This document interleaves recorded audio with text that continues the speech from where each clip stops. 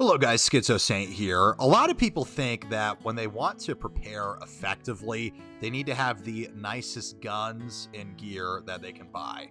There's a sense in which that is true, but first of all, you need to know how to actually use all of it. That's really important.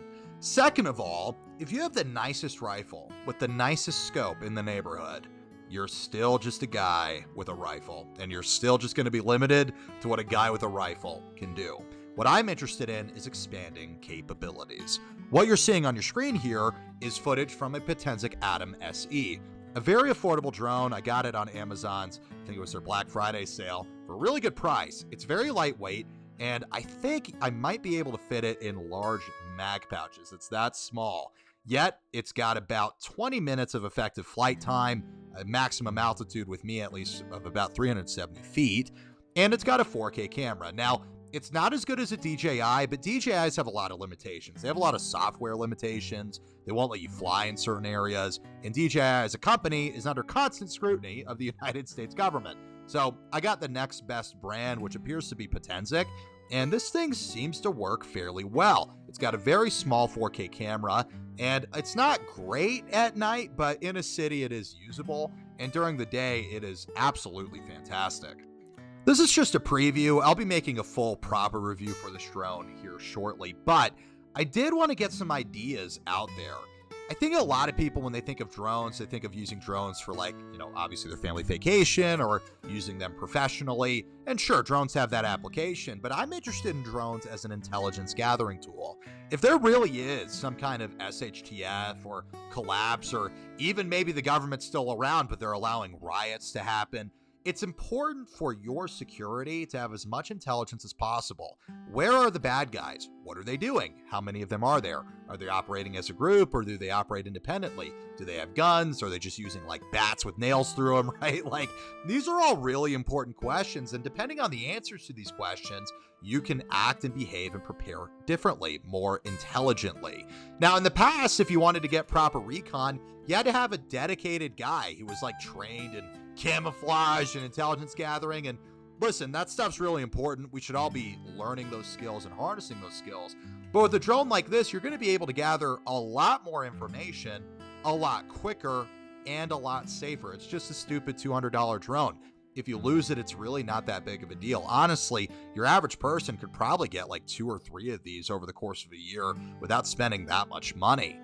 This specific drone is really small. It'd probably be really hard to hit. I'm able to achieve a max speed of 37 miles per hour. That might not sound fast, but when we're talking about something that's just a little bit bigger than an iPhone, that's really quick, especially at the altitudes I'm flying at. Even if you did have a dedicated bird hunting shotgun that you had as your anti-drone shotgun, this would still be very difficult to hit. Now, it is kind of loud, but I noticed in a building, if you're in a building, you can't really hear it. And even if you're outside, it really does kind of blend into the background noise at sort of these higher altitudes. And you're not really going to catch it unless you're paying attention. I think we really just need to, as a community, start looking at things like this with a lot more importance. I think we're still sort of in a phase where people are debating, is an EOTech better than an aim point? And listen, as a hobbyist, I think that's an interesting conversation. But when we're talking about real world use, I hate to break it to you, it actually doesn't matter at all which one you're using. What's really going to matter is, do you have gear that's going to last? Do you have gear that you can use and that you know how to use? And what are your capabilities?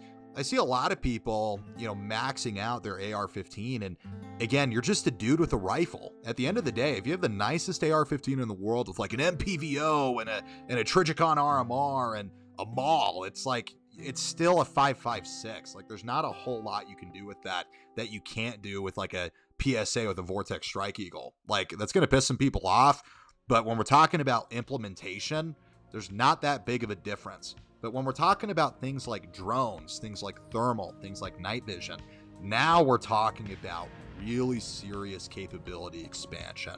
We live in an age right now where drones have never been better. They've also never been cheaper. And as long as they're under 249 grams, they're really not that regulated. We're in the age of the air asset being something that civilians can get.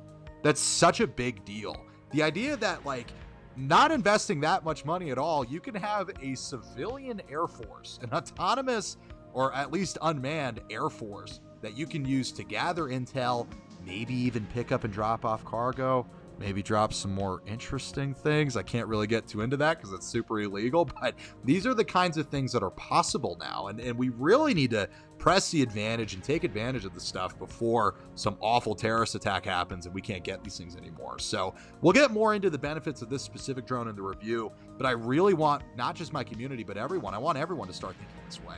What are you capable of? What are you able to do if things go dark tomorrow? Yes, being the guy with the rifle is important, but you also need to be the guy that can gather intel. How useful are you? Something like this just made me a whole lot more useful. So we'll leave it at that, guys. Thank you guys so much for watching.